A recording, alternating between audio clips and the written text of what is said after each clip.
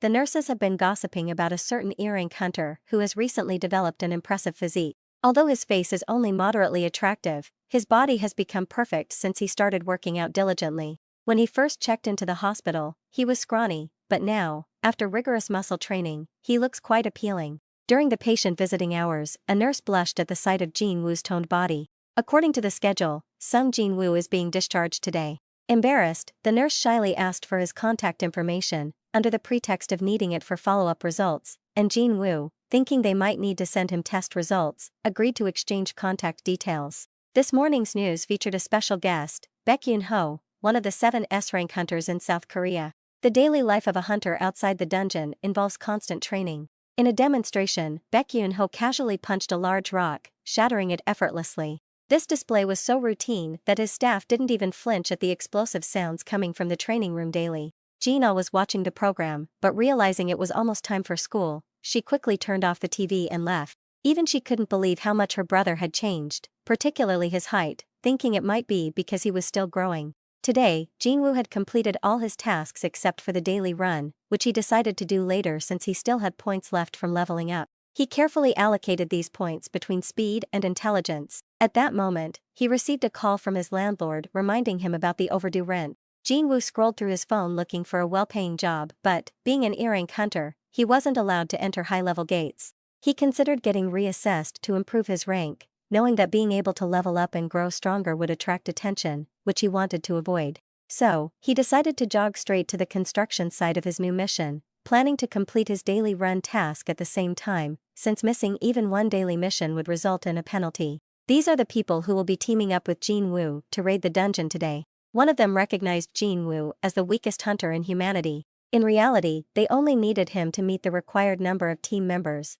The strength of an earring hunter like him wasn't necessary. This dungeon was a C rank, requiring at least 8 participants, with more than half being C rank hunters. Since Jin-Woo wouldn't be participating in the fighting, he wouldn't get a share of the loot. However, they agreed in the contract to pay him in full, just to help them meet the member requirements. Jin-Woo only needed to carry supplies and medicine. Upon hearing this, Jin-Woo was surprised because the team didn't have a healer. An individual attack team like this found it difficult to recruit a healer, so they had always ventured out without one. Contract even stated that they wouldn't be responsible for any accidents in the dungeon. A flashy young man then introduced himself as Eugene Ho, a 21-year-old D-rank hunter. With his high-end equipment, it was obvious he was a rich kid. He reassured Jin-Woo, saying he would protect him to ensure his first C-rank dungeon experience was safe. Jin-Ho asked Jin-Woo if his gear was heavy and told him not to be too formal since he was younger. The entrance to the dungeon seemed unusually large, causing some doubts about it being a C-rank dungeon,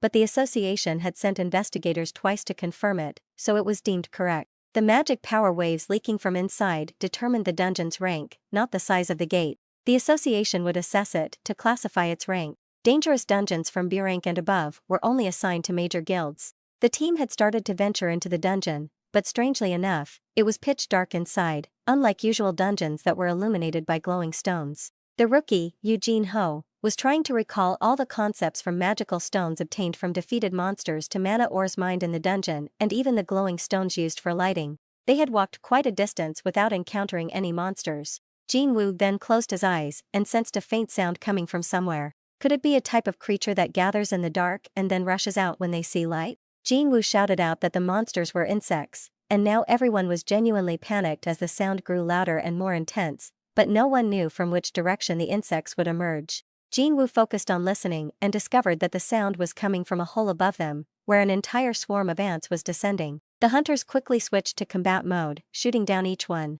Jin-Ho stood close to Jin-Woo to protect him. The C-rank leader, who had a provocation skill, attracted the whole swarm towards himself, then divided the team to attack in different directions while protecting the mage, allowing him to gather mana and cast a fire spell that incinerated a large number of the ants. These hunters had been working together for a long time, so they coordinated very well, but for some reason, they didn't have a healer. Jin-Ho tried to make up for his limited capabilities with his equipment. Although the team was performing well, Jin-Woo couldn't shake off a feeling of unease. After clearing out all the monsters, the leader began to distribute the magic stones evenly into 7 portions. He also thanked Jin-Woo for detecting the swarm coming from above. However, upon closer inspection, they noticed that some of the ants had wounds that weren't caused by sword slashes or burns from fire magic. They looked like they had been gnawed on by something. This meant there were other monsters in the dungeon, powerful enough to consider the ants as mere food.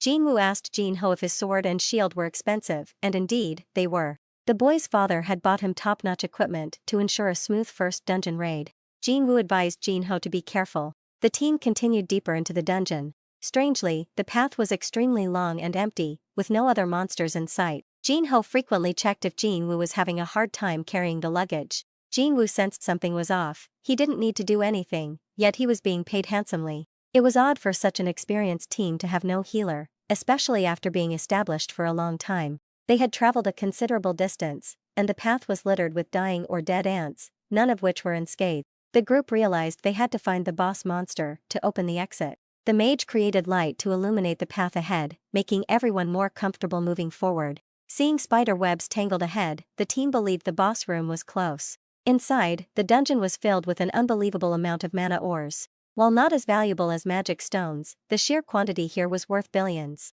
The team leader was ecstatic, thinking that with this much money, his team could become much stronger. He wouldn't have to live in his brother's shadow anymore. Even team members felt awkward mentioning the leader's brother. Jin-Ho asked to see Jin-Woo's contract, because he was well-versed in legal matters. He pointed out that the contract only mentioned not sharing loot dropped by monsters. Since mana ores were mined and not monster loot, Jin-Woo was entitled to a share. The leader agreed with a smile, but mentioned they needed to figure out how to extract the ores first. Since the portal would close after killing the boss, the team had to mine and transport the mana ores before defeating it. The best opportunity to mine was while the boss was asleep. However, they didn't expect so many mana ores, and the transport equipment was left outside the portal. The leader decided to leave 2 members to guard the ores while the rest fetched the equipment. He reassured them that the boss was full and just sleeping, so it wouldn't attack them. He even smiled, telling the rookies to trust the experts like him. Jin-Woo recalled that it required 8 people to enter a C-rank dungeon, but this team had only 6 members and no healer.